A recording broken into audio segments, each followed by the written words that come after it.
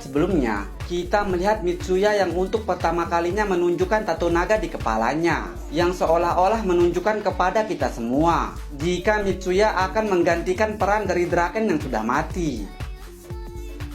Lalu keesokan harinya, terlihat Hake dan Takemichi yang sedang berada di bengkel Inui dan membicarakan soal Chifuyu, jika mereka ingin memecat Chifuyu dari perannya sebagai manajer tim. Tapi di sisi lain, mereka tidak enak mengatakan hal itu kepada Chifuyu. Namun di sela-sela mereka yang terus membicarakan Chifuyu, terlihat Chifuyu yang tiba-tiba menghampiri mereka dan bertanya apa yang sedang mereka bisikkan. Takemichi dan Hake yang melihat Chifuyu langsung terlihat sangat pucat sambil mencari sebuah alasan. Takemichi yang masih terlihat pucat langsung berbisik kepada Hake mengatakan, "Hake, ayo cepatlah katakan, selera gayamu sangat buruk, kau dipecat." Hake yang juga terlihat pucat juga langsung berbisik mengatakan, "Bodoh, jangan keras-keras, nanti dia dengar."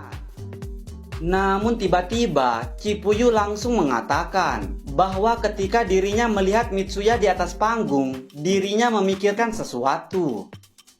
Terlihat Takemichi dan Hake yang langsung terkejut mendengar apa yang dikatakan oleh Chifuyu. Lalu singkat cerita, terlihat Chifuyu yang mengajak Mitsuya untuk bertemu di sebuah taman, yang juga bersama Takemichi, Hake, dan juga Inui. Mitsuya yang diminta datang oleh Chifuyu kemudian menanyakan mengapa Chifuyu mengajak dirinya untuk bertemu.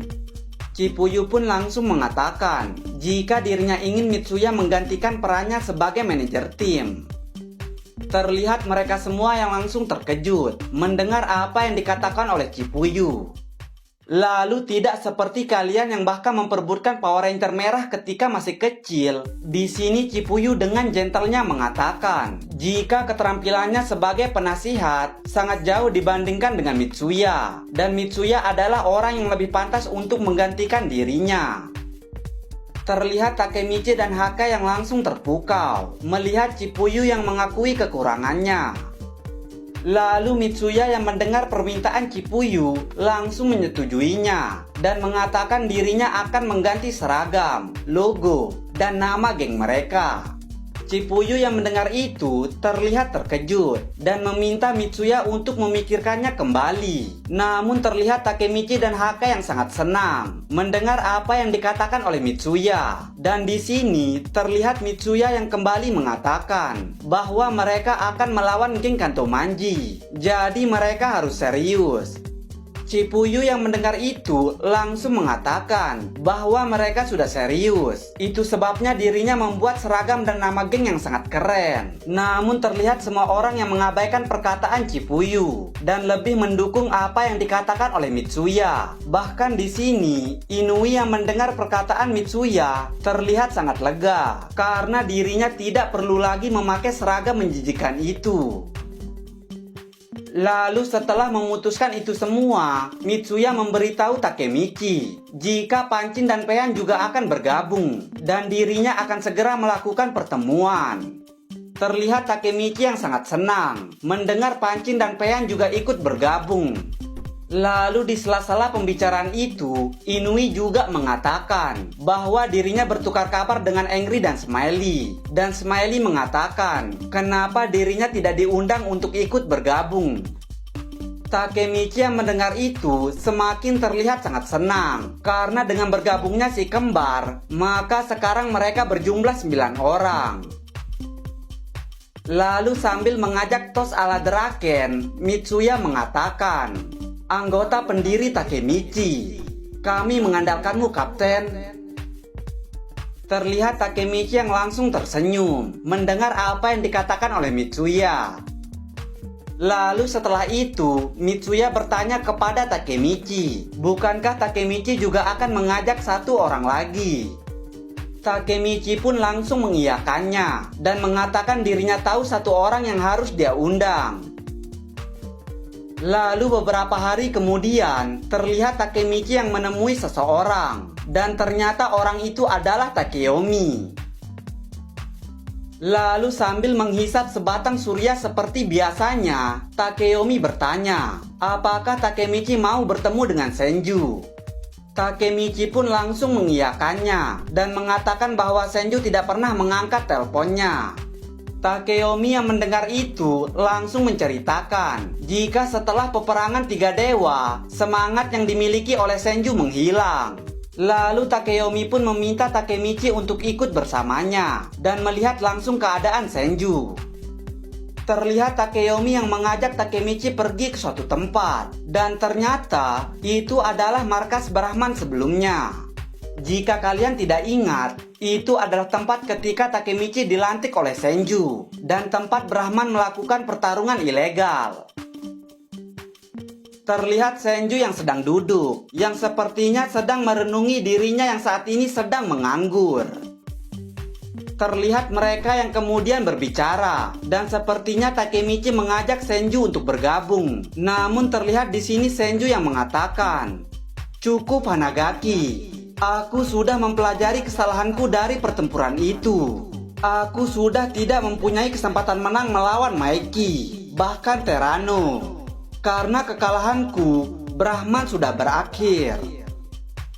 Terlihat Takeyomi yang hanya terdiam, melihat adiknya yang benar-benar sudah menyerah. Lalu sambil masih membelakangi Takemichi, Senju kembali mengatakan, jika Kawargi Senju yang Takemichi kenal dulu, sekarang sudah tidak ada. Takemichi yang mendengar itu, langsung mengatakan dirinya tidak setuju, dan ini belumlah berakhir. Senju yang mendengar itu langsung tersenyum manis mengatakan, jika ini sudahlah berakhir, tidak ada yang tersisa dari dirinya, kecuali cintanya kepada Takemichi. Cuau! Namun terlihat di sini Takemichi yang tetap bersikeras dan tetap mengatakan bahwa ini belum berakhir. Senju yang melihat tatapan pangerannya langsung membuatnya semakin lemas dan meminta pangerannya untuk tidak menatapnya seperti itu. Yamete Takemichi, kira. Sedangkan Takeyomi yang melihat Senju menolak ajakan Takemichi langsung mengatakan jika Senju pasti akan sangat menyesal nantinya karena Senju ingin menjadi orang yang terkuat dan sekarang saudara-saudaranya sudah maju namun tersesat dan memilih jalan yang salah. Takemichi yang mendengar itu seketika langsung mengerti jika saudara yang dia maksud adalah Sanzu. Lalu melihat Senju yang masih diam saja, Takeyomi kembali mengatakan, jika Sanzu memilih jalan yang salah, itu bukanlah salah dari Senju. Senju yang mendengar perkataan Takeyomi langsung mengatakan, "Kau salah kakak, aku sudah merahasiakan hal ini untuk waktu yang sangat lama." Terlihat Takeyomi dan Takemichi yang langsung terkejut mendengar Senju yang ternyata merahasiakan sesuatu. Lalu dengan wajah yang terlihat gugup, Senju kembali mengatakan, jika alasan Sanzu menjadi orang yang sangat mengerikan dan juga alasan Maeki mempunyai dak impulsif adalah karena dirinya. Takemichi yang mendengar itu semakin sangat terkejut dan menanyakan apa maksud Senju. Senju pun langsung menceritakan ketika dirinya masih kecil, yang ternyata Maeki, Baji, Sanzu, dan juga Senju yang ternyata mereka adalah teman masa kecil. Dan itu sangatlah mengejutkan. Enggak sih, menurut aku di sini ceritanya itu dipaksakan. Karena ketika Senju pertama kali bertemu dengan Takemichi, di sana Senju mengatakan jika dirinya tidak pernah bertemu dengan Maeki dan dirinya ingin sekali mengalahkan Maeki. Lalu kenapa tiba-tiba di sini Senju menjadi teman masa kecil dari Maeki?